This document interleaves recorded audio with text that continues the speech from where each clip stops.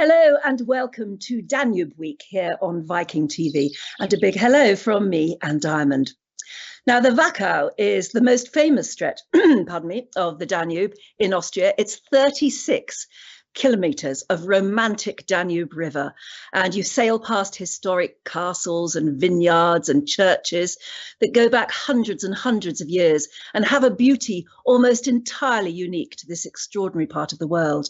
On a sunny day, it's absolute Baroque heaven. I think on a river cruise, probably what you'd want to do is stop the cruise every moment you see something interesting, get off and explore. And of course, in many places, that is exactly what you do.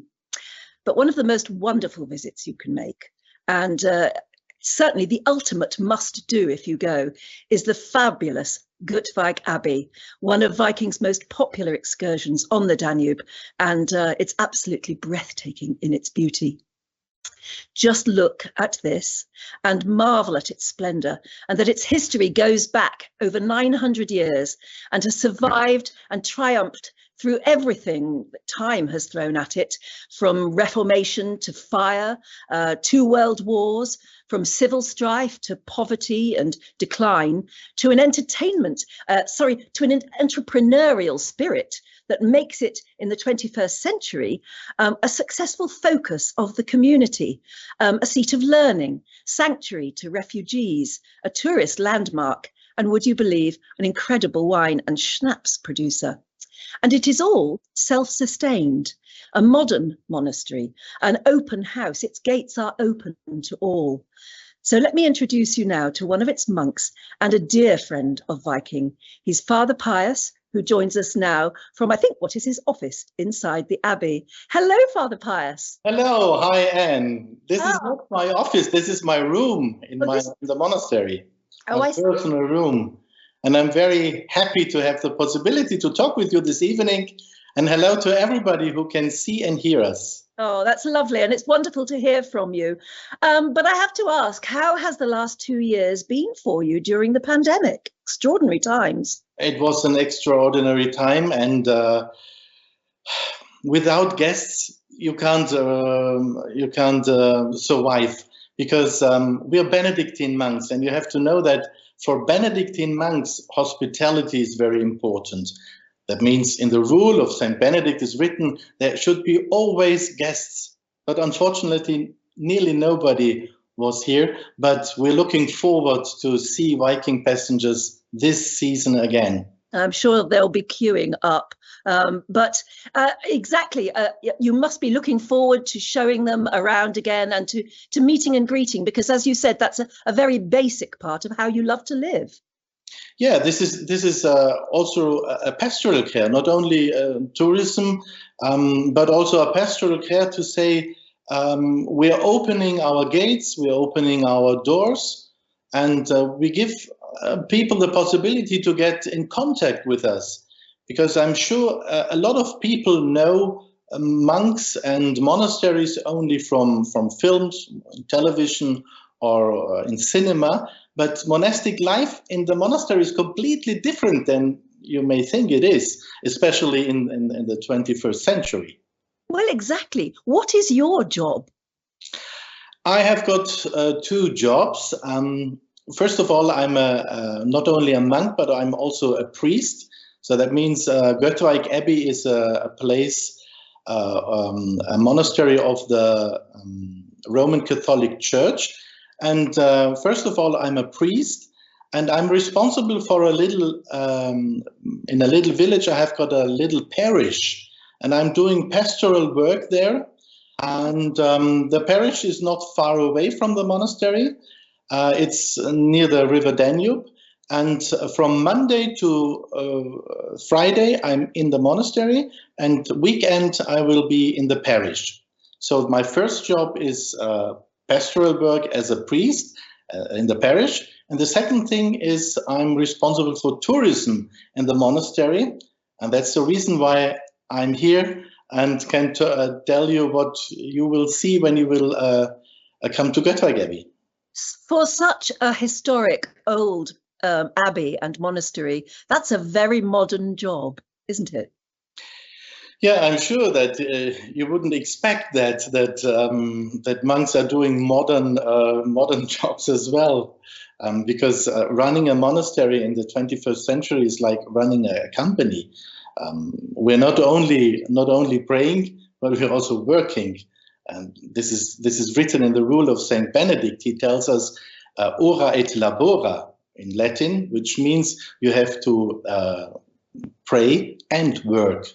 So it's important to do both. But you don't just pray and work. You're also a TV presenter. You've had to learn that during lockdown? Yeah, as a monk being responsible for tourism in our monastery, I'm also interested to show people with different modern ways how Göttweig looks like. So I already have done an interview here with Viking.TV. But as a monk of tourism, I'm also responsible for the social media account. So I'm running the Instagram account, the Facebook account, and the homepage, the website. So, yeah. As I said, a 21st century job, and you are very good at it. Shall we have a little look at how good you are? Okay. I thought this was wonderful. One of your first pieces to camera. Let's have a look at this.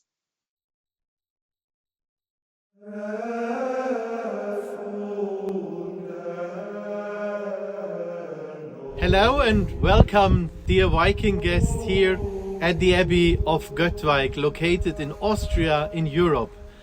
My name is Father Pius and I'm one of the monks of this Benedictine monastery. It's winter in a very special time after a very hard year for us and also for you. And we have no guests at this time, but we want to share with you some of our moments and rooms here in our monastery.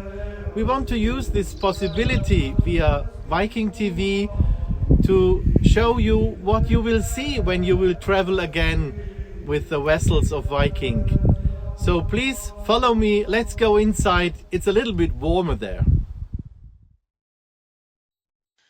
I am told, Father Pius, that your video there is one of the most watched Viking videos on Viking.TV. Incredible. I heard this. I heard that more than 30,000 clicks has got this video, one of the most viewed of Viking.TV. I can't imagine why, because my life is very simple, I always think it's annoying for somebody. It may be simple to you, but it's very unusual to us. And you give us a glimpse into a world that we know very little about. And it's such a beautiful world as well. But when you first joined the monastery, you couldn't ever have known that you would become a TV presenter. No, because I thought, when I entered the monastery, I also thought that praying is the most important thing. It really is, but I didn't expect that there are some things like TV presentations and so on. Communicating with people, I suppose, and that's what your life is all about. But it's so professional. You took to it naturally. Thank you. I give my best, but I'm always afraid to use the wrong words, because I learned English for some years, but many years ago at school, and I've forgotten a lot of my English. Unfortunately, we hadn't many English-speaking guests at Göttweig Abbey, so I'm really hopefully looking forward to greet and chat with Viking passengers again. How many languages do you speak? At school, I learned English and French. And when I went to the university, I had to learn Italian as well, because I studied in Rome at the Papal University, and I did all my studies in Italian. So these are the three languages I speak. Wonderful. Yeah, that is wonderful. That is a gift. Right, well, let's have a look at another video of you. You say that English is not your mother tongue, but my goodness, you use it well. In this little video of you, which shows basically, you meet and greet us in the apricot cellar, which is reception. Let's have a look at this. This is the first thing you see when you reach our monastery, the so-called apricot cellar, a kind of area for welcoming our guests. At this point, we offer you some drinks, homemade drinks made here in the monastery. We produce apricot sparkling wine and apricot juice. And when you arrive at our monastery, we will give you a little glass to taste it, and then you can go inside this area where we tell you some historical facts about the monastery. But first of all, I want to tell you some facts about me and my life, who I am and what we're doing here. As you already know, my name is Father Pius, and as you can hear, English is not my mother language. I learned English many years ago at school in Germany because originally I'm from the southern part of Germany and my parents still live there near the city of Stuttgart. So let us find out a little about your own life, your own personal story. When did you decide to join the monastery? I entered the monastery in 1996, so more than 25 years I'm living here at Göttweig Abbey. And I always wanted to become a priest, but I didn't want it to enter a monastery because I thought there are two ways of doing work as a priest. When you're interested in pastoral work, you go in the diocese and do your work. And when you enter the monastery on the other side, you will never get in contact with other peoples outside.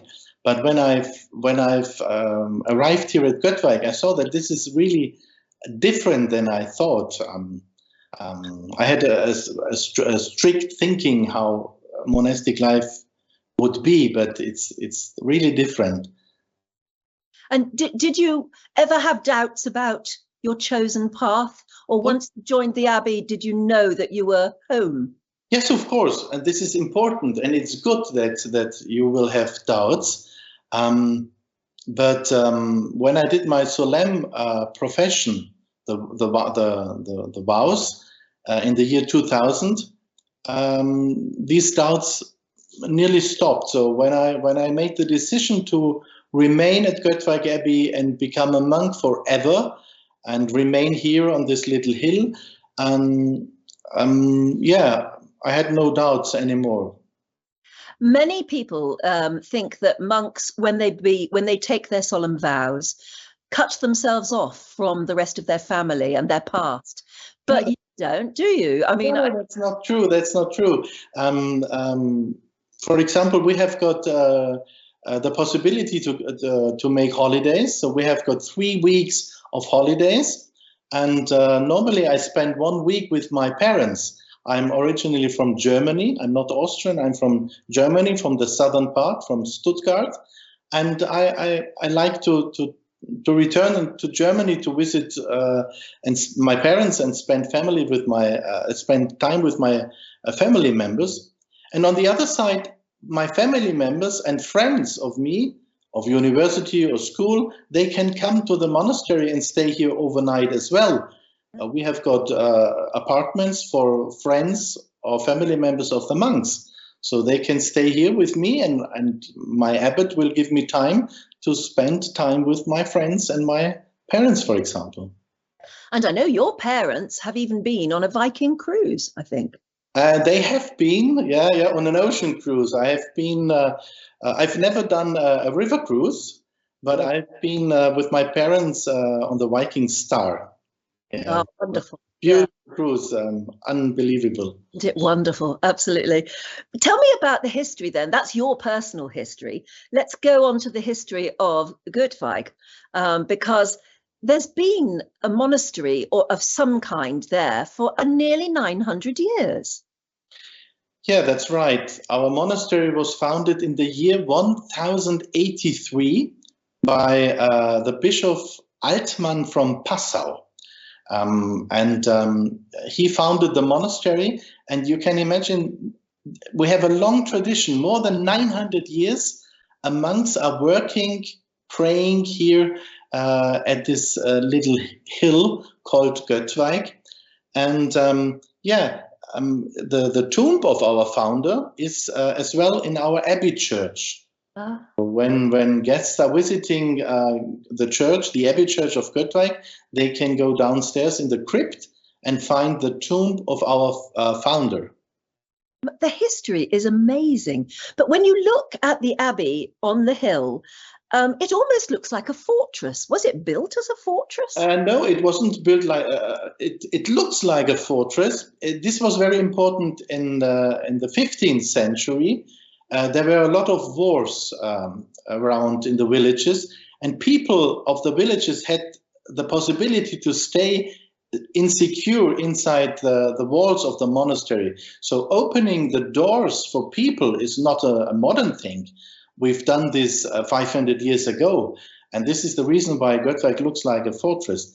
On the other side, when you know Monte Cassino, Cassino is the first abbey built by our Saint Benedict of Nursia, and Monte Cassino looks similar to Göttweig. A lot of people say Göttweig is the Austrian Monte Cassino.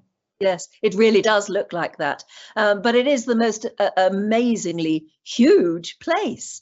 I mean, it isn't just the building, it isn't just the abbey and the church. It is so much fields around and woodland. Yeah, but when you see the structure of the monastery with the towers, you see that the church is really in the center. And this shows you that the most important thing, and also the monks should never forget, that the most important thing is gathering together in the church for praying. This is our main work. And yeah, but you're right, a lot of white spaces here on the hill. Do you get used to the fact that it is so beautiful? Or are you always amazed by its beauty? No, to tell you the truth, and as a priest I have to tell you the truth. At the beginning I was always surprised when I saw Göttweig returning from other places, but now I get used to live in these beautiful Baroque rooms, and especially when I'm talking with Viking guests, when they're interested in the architecture and so on, and when they're stunning and looking at the ceilings and the paintings and so on, I always see that I have to rediscover it once more. I have to rediscover the beauty of these Baroque buildings. I really get used to live here. And also, I suppose, the history, thinking of the 900 years that have gone before you. And we've got some pictures here of, I know that as well, obviously, as looking at the abbey itself, inside you have some ancient documents. There's one I think we look at here, which talks about the abbot. This is the Columban Loser is the name of the abbot who is now abbot. This is an old inscription, yes.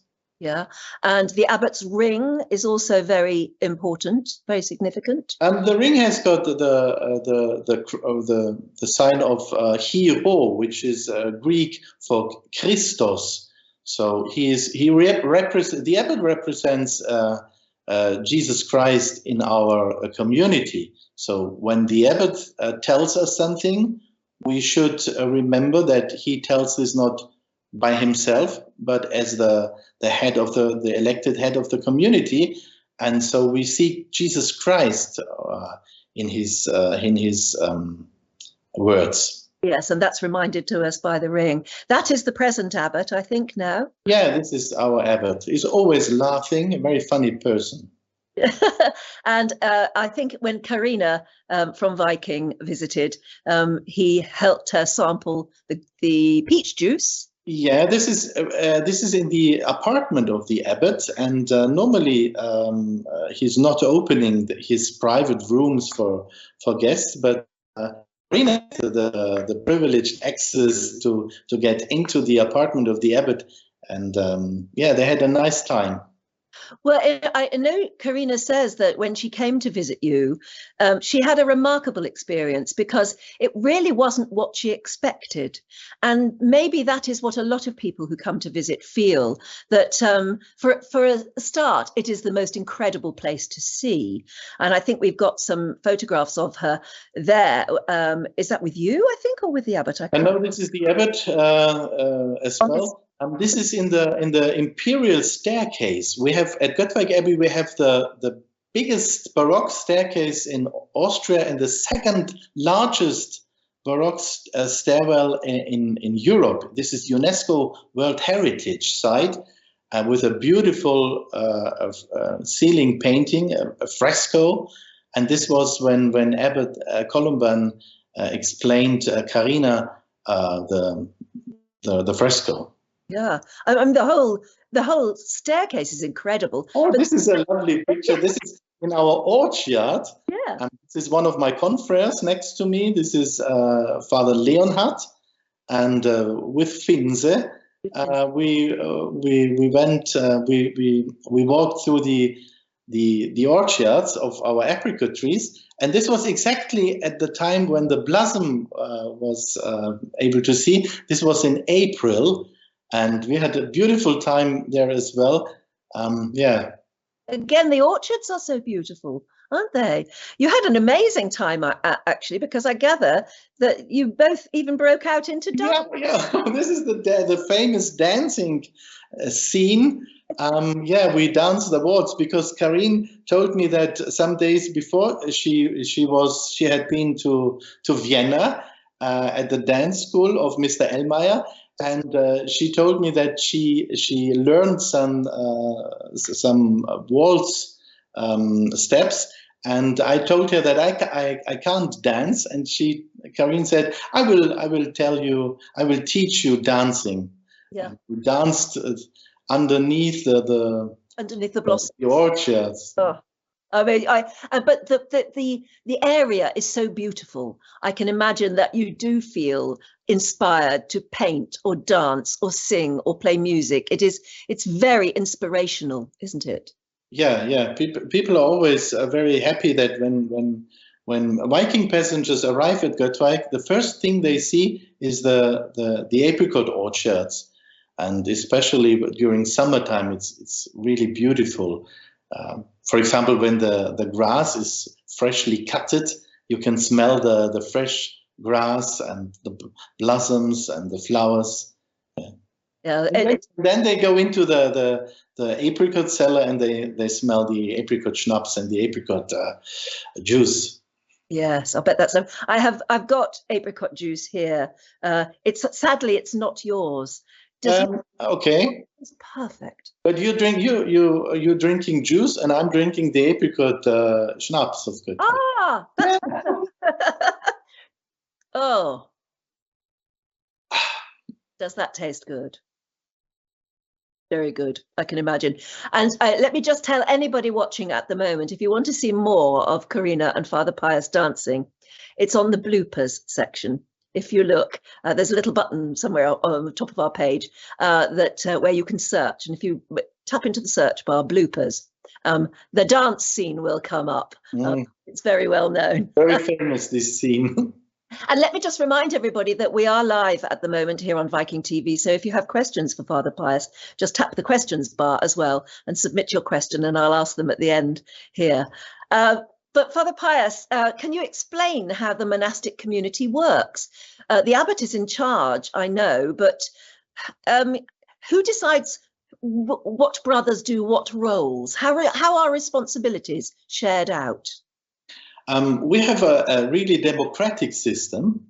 So not only the abbot is the most important person, but there are three important persons.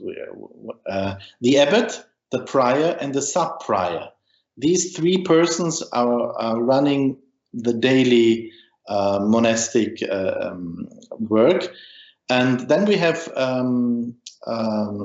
little groups of monks helping the abbot to run the monastery in economic affairs and also in pastoral affairs. We call it the Wirtschaftsrat in the Seniorenrat.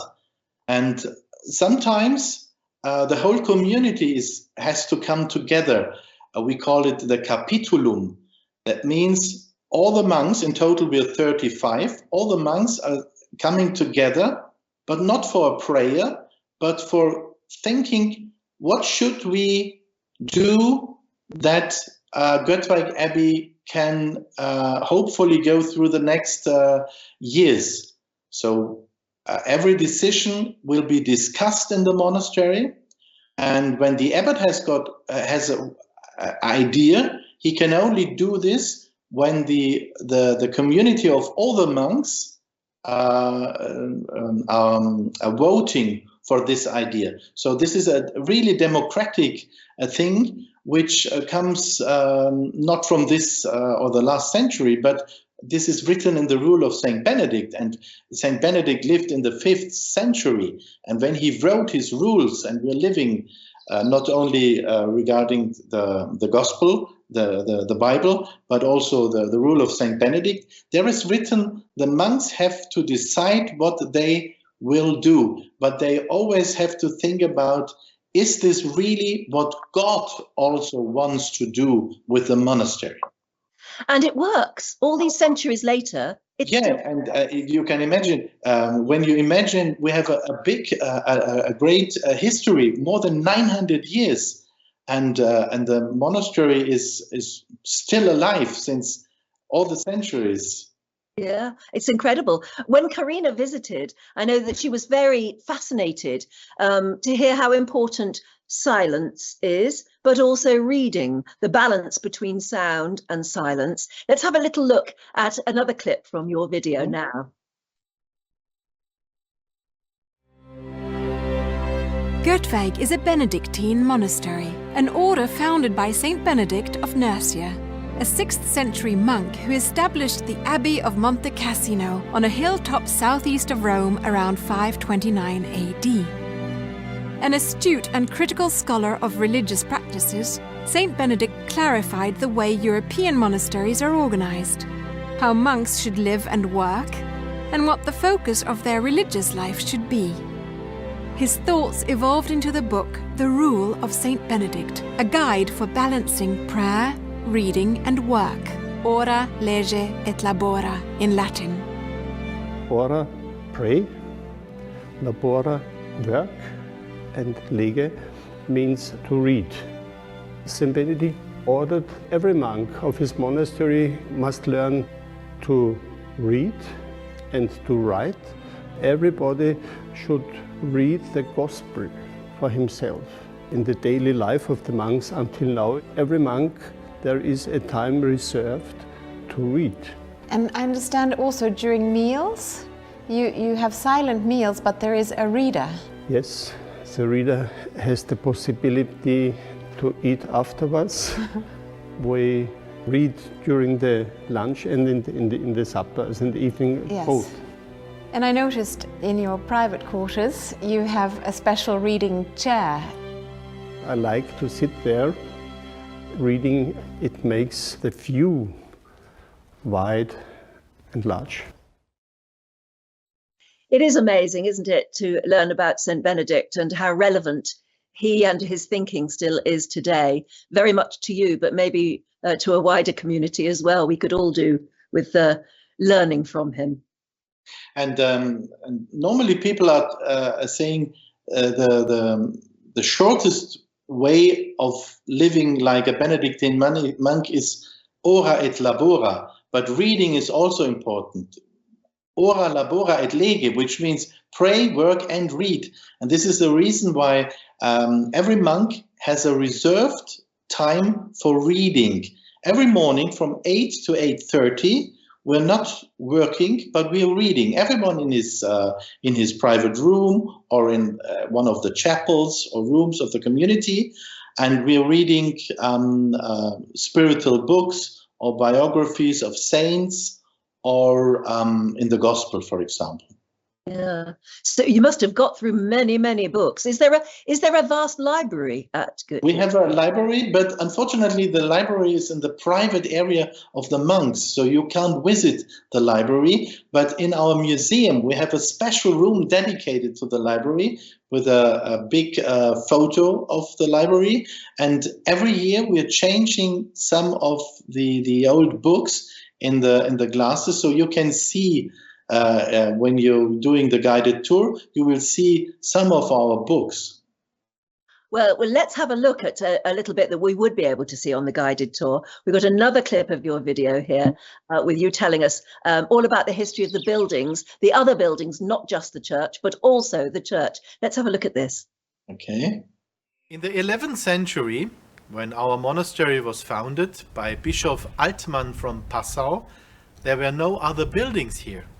So you can imagine that this was the very top of this little hill called Göttweig. And the first building being constructed was this little chapel here, the Ehrentrudis chapel from 1072. This is the oldest part of the monastery, and on the other side here is the newest part, the workshops for the handcrafters from 1911. The heart of our monastery, in the center of the inner courtyard, of course, is the Abbey Church, the place of worshipping the Lord, the place where the monks are gathering together for their prayers and where Holy Mass is being celebrated every day. The church is dedicated to the Blessed Virgin Mary. She is patron saint of our church. Therefore, you see a big statue of her on the facade. Between the big bell towers, 10 bells are inside these towers, and they are ringing before the prayers or before Holy Mass is being celebrated. 3 different architectural styles you can see here. Originally, it's the church built and founded by Bishop Altmann from Passau in the year 1083. It's a Gothic church with a lot of Baroque elements, especially the big facade you can see behind of me. My goodness, 10 bells in those 2 bell towers. Yeah, it's amazing people, when they're ringing before Holy Mass is being celebrated. How far can you hear those bells? Nearly everybody in the villages around Göttweig can hear the bells. It depends from where the wind is coming. It must be a wonderful sound. And I know that one of the reasons that there is such beautiful Baroque architecture is because over the years, Göttweig has suffered 2 devastating fires, hasn't it? Yeah, it was. Unfortunately, we had 2 big fires. It was in the 16th century, 1580. The monastery nearly burned down, a fire caused by lightning. But thanks to God, the church survived and the Ehrentrudis chapel. And then the monastery was rebuilt in the same medieval style. And then there was another fire 300 years ago, 1718. And then they rebuilt Göttweig in the modern way, the modern architecture. For us, it's old. Yeah, we say this is an old 300 years old Baroque monastery, but it was the most modern building they've done in this time, and they decided to rebuild it in a new way. And they asked the most famous architect, Johann Lucas von Hildebrand. He's very famous. He was very famous in the Baroque period. He made a lot of palais and chalet in Vienna, the Vienna Hofburg and the Schönbrunn Palace, and he rebuilt Göttweig. And he had the idea to build 4 big towers and copy the Spanish Palais El Escorial in Madrid. But then money ran out, and they couldn't finish the monastery. But thanks to God, they couldn't finish it. So we have wide spaces. The original plan of Johann Lucas von Hildebrand was to build a lot of little inner courtyards, little spaces. But now it's an open, like the heart of the monks, always open and wide. That's nice. That's lovely. This is the entrance to the imperial apartment, because in the Baroque period, there were no hotels. So when the royal family, the Habsburg family, was traveling by horses, they had the right to stay overnight in the monasteries. And that's the reason why we had to build this very beautiful entrance to the royal apartment. This is the emperor staircase. That is why it is so grand. It is absolutely beautiful. And that the tapestry in the monastery also shows what it looked like when it was much older. That's a tapestry, isn't it? No, this is a painting in the Hall of St. Altman in the museum. So when Viking passengers are visiting our monastery, they will also see this painting. This is the plan of Johann Lucas von Hildebrand, how Göttweig should look like when they had the possibility to finish it with a new big church. That means they wanted to destroy the Gothic old church and rebuild a modern one with a big cupola like St. Peter's in Rome. And the idea was to build the new Baroque cupola and underneath the tomb of Bishop Altmann. But they didn't, they haven't done this, so people will see, guests will see the old Gothic church with Roman remainings and the Baroque facade in front of the old Gothic church. I think, as you said, it's rather nice left the way it is now. I think we have another slide of the amazing ceiling in the main entrance. Yeah, this is the ceiling fresco painted by an artist from South Tyrol. It was made 1739 by Paul Troger. And Paul Troger had an idea to tell people a story. In the center of the painting, you see a man in a golden chariot. Yes. And this is Apollos. Yeah, that means this is Greek mythology. You will not see Christian symbols in this fresco, but because it's not in the part where the monks are living, this is the part for the royal family, the royal apartment. And therefore he painted Apollos, god of sun, in the center, but with the face of the Emperor Charles VI. And he was the father of later on the Empress Maria Theresia. Because when Charles VI reigned in Austria, when he became emperor when he was on throne, times were very bad. Before he reigned, there were a lot of wars, the Black Plague. People were very poor, nothing to eat, nothing to work. People were not interested in listening to music, going to concerts, and so on. And with the Habsburg family, all changed. So afterwards, when you see the fresco again, in front of the horses, there are gray clouds and black clouds representing the bad times. And with Charles VI, the new century started and times changed. And you see 7 beautiful young ladies in colored robes representing the 7 types of art. Numismatic, music, astronomy, science, and architecture, painting, sculpture, and so on. That is the artist keeping everybody happy. We have another lovely shot here of the twin towers, the bell towers. Those are the bell towers, and in the center you see the facade of the small narrow Gothic church with the patron Saint Mary in the center. And on the left side, on the right side are the big bell towers, and here are the 10 bells. But as you can see when you have a closer look, on the left tower, the clock is running, but on the right side it's painted. So it's an optical illusion, and you will find a lot of optical illusions here on the facade. For example, there are a lot of fake windows as well. My mom always said, "You're lucky you don't have to wash and clean them. They're only painted." Exactly. As long as you don't get a room with a fake window. And of course, what we mustn't forget is the inside of the church, which is where the serious business of prayer and music goes on. But what an incredible altar too. This is the high altar, yeah, and in the front of the high altar is our abbot. And I think this wasn't a holy mass. This was during Vespers, during the evening prayer.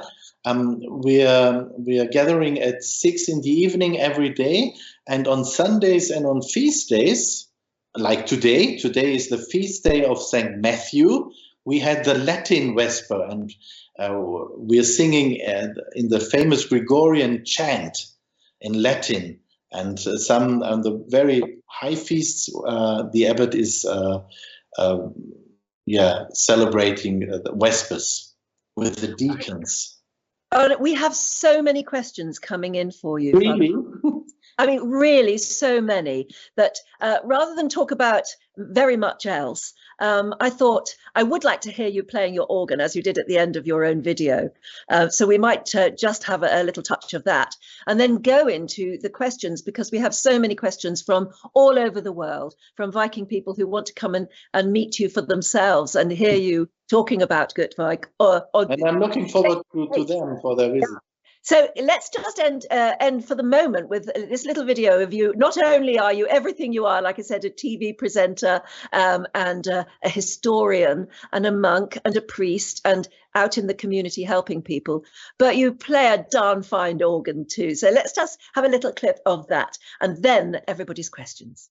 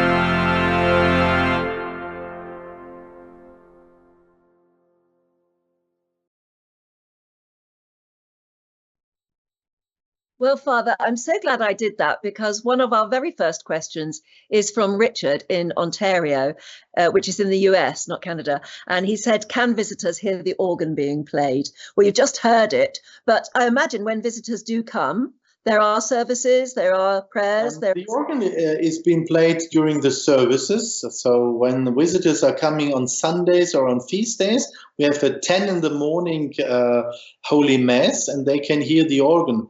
Or during evening prayer at 6 on feast days also. But we have a lot of concerts as well at Göttweig Abbey. Yeah. Oh, yes, I bet. Wonderful concerts. Ken from Glendale in the US says, thank you so much for your presentation on Göttweig Abbey. Göttweig, I keep saying it wrong. Yeah, Göttweig is right. The pronunciation is right. Does Viking offer an extensive tour of both the Abbey and the grounds? And how long is the tour? Well, I'm sure you know. Yeah, the tour is 2.5 hours. So when people arrive at Göttweig Abbey, they see the apricot orchards, they go into the apricot cellar. We are offering some of our drinks, showing them a little movie, welcoming them. Then the guided tour starts. It lasts 1 hour by feet. And then people have the possibility to spend free time to see all the rooms of the museum they haven't seen with the guided tour. And then they can go to the gift shop where we're offering our products. We're producing wine, red wine, white wine, and of course the famous apricot schnapps. And yeah, and they can taste it and they can buy it. We have a restaurant so they can really taste it as well. Ah, brilliant. It sounds wonderful. And just a note from Viking. Apparently, if you are on the Danube cruise, the day you can make it to Göttweig is when you visit Krems in Austria. That's what to look out for. Krems is the city you can see underneath the monastery, the medieval city of Krems. Now, George in Newtown Square in the United States says, does the Abbey, when not in COVID mode, sponsor retreats? You do a lot of retreats, don't you? Yeah, we have a retreat house and we're offering retreats 3, 5 or 7 days, but only in German language. So retreats can be done only in German, but people have the possibility to stay overnight as well in the retreat house without doing retreats. So we're welcoming as well Viking guests by their coming to Göttweig by themselves. They can stay overnight here as well. It's a good opportunity to try out your German as well. Many of us learned a little German. It would be good to try it out.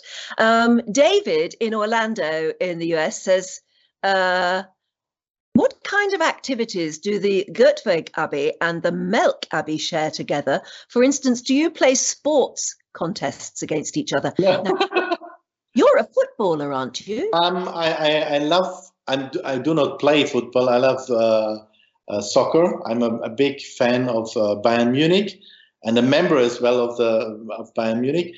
But there is no sports activities between other monasteries. Oh, well, there should be. We'll see what we can organize. But we have got a soccer field here at Göttweig. In the Abbey, we have a soccer field, a beach volleyball field, playing ground, because we have a school here as well. And the kids of the school can use the playground and the soccer field. So you open your gates to children as well, and they come in and take part in various activities. Right, yeah. Oh, sounds wonderful. Stephen in York in the United Kingdom says, can you tell us more about the ceiling frescoes that we showed? When were they painted and by whom? I already mentioned it. It was painted 1739 by Paul Troger from South Tyrol. And this is Greek mythology, Apollos in the center. And I already mentioned the symbols of the fresco. That's right. Does it need cleaning? I mean, that whole entrance area with the beautiful cream-coloured staircase must need a lot of maintenance. Yeah, it is. We have a lot of employees doing this. So not only the monks are working here, we have a lot of employees helping us. But the fresco, the ceiling, the painting was never restored. These are the original colors of 1739. And the reason is we have no heating system in the staircase, and that's the reason why the colors are so fresh. Yes, well, I must ask that question as well. We've seen so many beautiful pictures of Göttweig in snow. Does it get very cold there? It gets really cold here, and it's very windy because on the top of the hill, you can imagine how windy it will be during winter time. Yes, what we call the wind chill factor would make it feel much colder than it actually is. Diana in Cambridge in the United Kingdom says, thank you so much, Father Pius, for sharing this look at your life. Göttweig looks beautiful. It's wonderful that you welcome guests to the Abbey. But how do you balance having so many visitors with maintaining peace and tranquility for contemplation? It's easy for us because the two areas are separated. Tourists will not enter the area where the monks are living, praying, working. So tourists will see the museum and the imperial staircase and so on. But our rooms are not able to. We're not opening our private area for visitors. So you can withdraw to contemplate. Right. Yeah. When it's too much, we can redraw. Maintain balance. Carol and Bill from the Step in Los Angeles say, when we had the pleasure of visiting your wonderful abbey, a few of us had the experience of making apricot dumplings. Are you still making them? Yeah. The apricot dumplings are very famous of Göttweig because the apricot is a famous fruit in the Wachau Valley. When you're traveling through the Wachau Valley, you will see not only the vineyards of the monastery, but also the apricot trees. And apricot is called Marille, Marillenknödel. The apricot dumplings are famous, and I hope you liked it. Oh, well, by the sound of it, yes. And maybe they will be back for more. Scott in Grapevine in the United... What a wonderful name for a place, Grapevine. In the United States. Yeah. Is the number of monks in the abbey always kept to the same number? Now we are 35, but it depends when new monks, men are coming, when they want to enter the monastery, the number increases. But naturally, some of the older ones will die. So plus or minus, the amount of monks is always the same. Yeah, 35. Yeah. Sherry in the United States says, can you take an excursion to the Abbey on the Grand Sojourn? Well, I've heard from Viking and they say yes is the answer to that. Lucky lady going on the Grand Sojourn. Cheryl is in Cincinnati and she says, I can't wait to see the Abbey and maybe even meet Father Pius. I'm coming via a Viking visit in October. Oh, great. You're very welcome here. And you're the lucky one. Sometimes I'm doing guided tours. Maybe you will see me. You sound like a wonderful guide. You really do, Father. Monica in the US says, I always think of abbeys as having a frugal life. This abbey is remarkably beautiful and seems like it is very glamorous. Where does the abbey go to support to have such beautiful presentation? Not quite sure what she means by that, but do you live a frugal life? What do you mean with frugal life? Well, very, very simple food, very simple accommodation, no, not many extras, not many luxuries. Okay. Regarding the food, for example, we don't eat meat every day.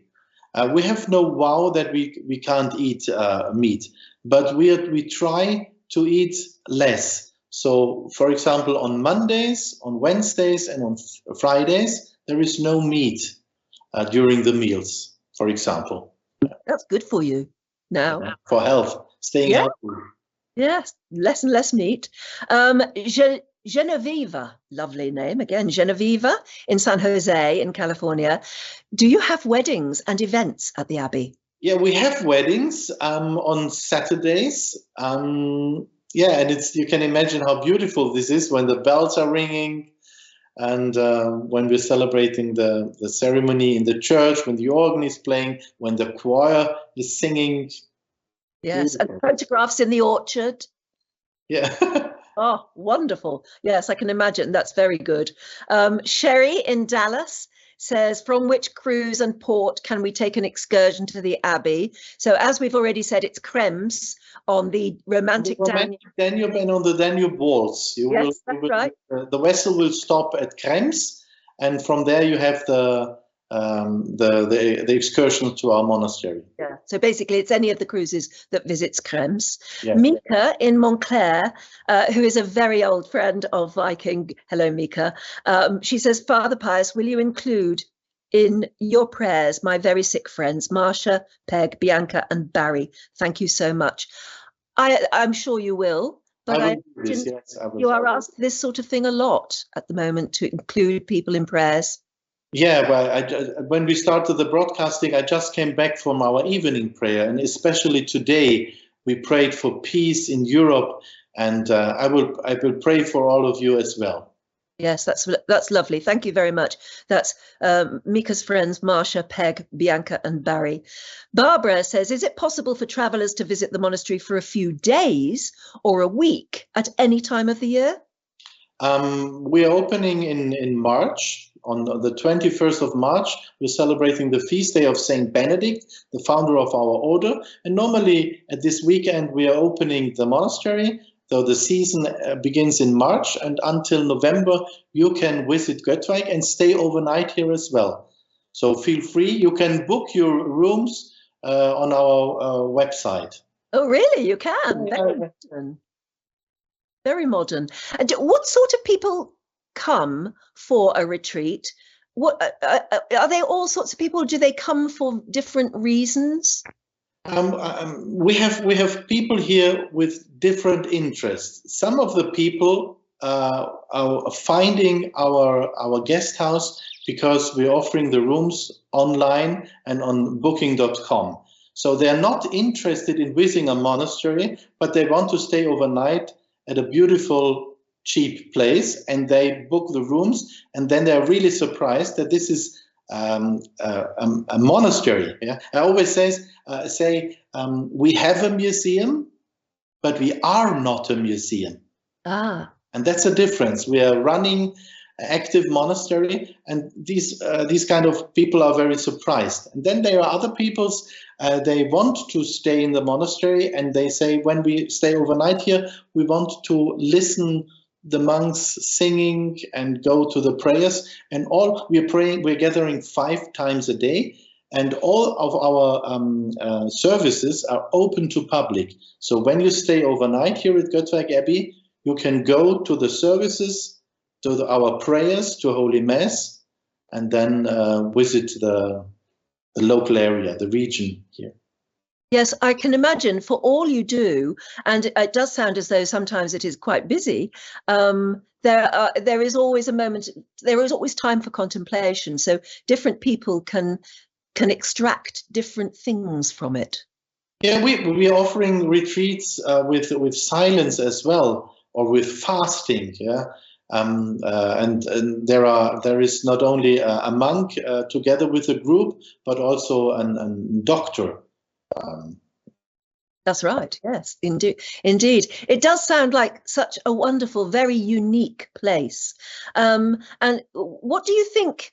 We've talked about its 900-year history. Do you think it will keep going? You say that there is always an intake of new monks. Do you think it has a long future as well? I'm sure Göttweig Abbey will have a long future, because we have, for example, at the moment we have 2 men. They are interested in becoming a monk, and they're living with us, and they're talking with us, and they want to become monks of Göttweig. So I will not lose the hope. Yeah. And when will you be taking Viking tourists round again next? When do you hope to see them? I hope to see them at the end of March. Yeah. Oh, good. Yeah, well, I know that everybody who's been getting in touch, and we have so many people asking questions, are so looking forward to finding out how they can come and visit you. So be prepared. Yeah, we're already prepared. Coachloads of people will be coming. What are you off to do now? What happens to you now? Have you got another service today? Today, no, but I will drive to my parish, because Friday and Saturday and Sunday I'm always in the parish. So after the broadcasting, I will go downstairs into my car and drive to my little parish and stay there. Oh, that's lovely. Thank you so much for giving us so much of your time. And one day I hope I will be able to come and drink your own peach. Yeah, and I hope, Anne, you will come as well to Göttweig Abbey. Absolutely. This was just, I think, English peach, not the same as yours at all. I look forward to drinking yours with you. But until then, please have a wonderful, peaceful time. And yes, please remember us all in your prayers, especially Europe at the moment, which badly needs them, I think. It's been wonderful and very inspirational to meet you. Thank you so much. Thank you hosting me, and thank you very much, Anne. And I want to say thank you to everybody who's interested in Göttweig Abbey. Thanks for watching this, and thanks for booking a cruise. We're welcoming you again, and we're really looking forward to see you here. And until you will be here, I will tell you, we will pray for you, for all of you, for peace and freedom in Europe as well. Yes. Oh, thank you so much. And I have noticed the little dog on the corner of your sofa. Yeah, this is Faddel. Faddel is the toy of Finse. You know, Finse and Charlie are really friends of me. The 2 dogs of Karin, and yeah. Oh, he's lovely. You are a great friend of Viking, indeed. Father Pius, thank you very much for joining us today. Thank you as well, and see you the next time. Goodbye. Yes, bye. Yes, thank you. Bye-bye. And let me tell you that next week we're going to be marking World Book Day. We're going to share an interview with Will Travers of the Born Free Foundation. And of course, the book Born Free, I was brought up on it. I don't know about you. It was a world bestseller. And it was the story of Elsa the lioness, who was taken care of by the Adamsons, who were the most amazing couple in Africa at the time. She was taken in, and then they realized that ultimately they had to learn how to set her free, which meant that they had to teach her how to be a free lion. And it was an incredible story and a successful one, the story of Elsa, the lioness, in the book Born Free. But not only did it go global, all around the world, as I said, people of my age group sort of grew up on it, but it was turned into an Oscar-winning film there, which was starred Virginia McKenna as Joy Adamson, and Will Travers is her son, and he has now taken up very much, although she's still part of it, the Born Free Foundation, which campaigns for animals all over the world to be set free from captivity. He gives me a remarkable interview. I promise you, it is not one to be missed. That's next week here on Viking TV on World Book Day. Until then, be safe and stay well. And I'll join you again next week. Bye-bye.